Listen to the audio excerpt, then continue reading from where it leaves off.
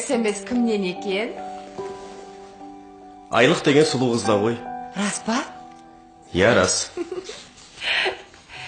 Жан, кеше әлеуметтік желіден әдемі көйлек көрген едім.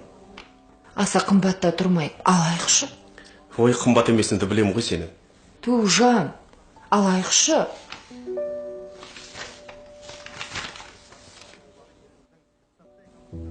Сен көйлегіңді қоя тұр.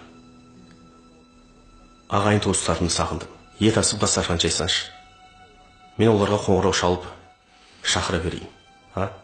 Бас қосып алғалы біраз болып еді.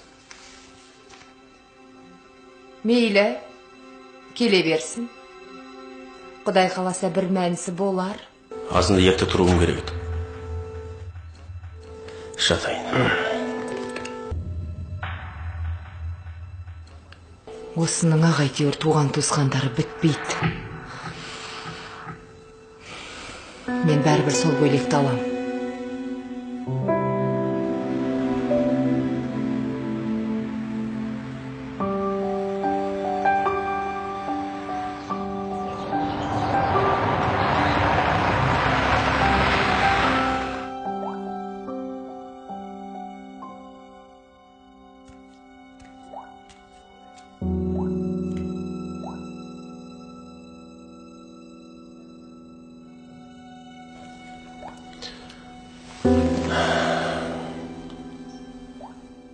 Қонақтарға дастархан дайын бар.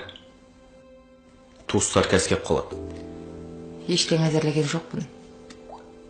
Бөтен емес, жақындарыңыз ғой. Үйде не бар, соны жей салады да. Бірдеңе дайындамайтын болсаң, неге кеш айтпадың?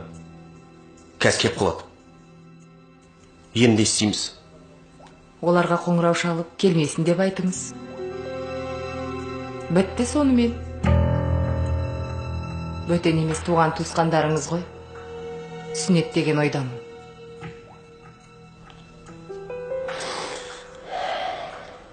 Саған сөзімді қор қылғым келмейді. Алла кешірсін сені.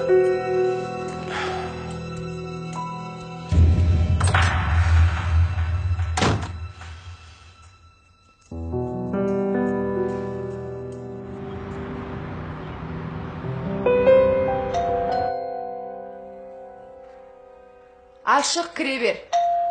Ашық дедім ғой. Қызым. Пап, мам, қалайсыздар? Ой, аман есен. Күйеу бола қайда? Қазір бір жерге шығып кеткен еді. Кел, отырыңыздар. Мынаны қоя сал. Кеше өзі қонаққа шақырып, енді өзі жоқ болғанын қызық болды. Сіздер отыра тұрыңыздар. Мен қазір шай қойып келем.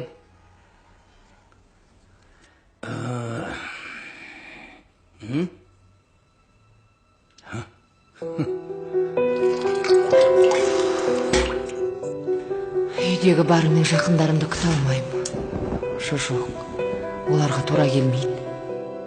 Күйеуімнің туыстары болғанда бір мәнісі болар еді. Бірақ өз туыстарым емес. Қалайша өз туыстарыма көрімсіз дастархан жай алам?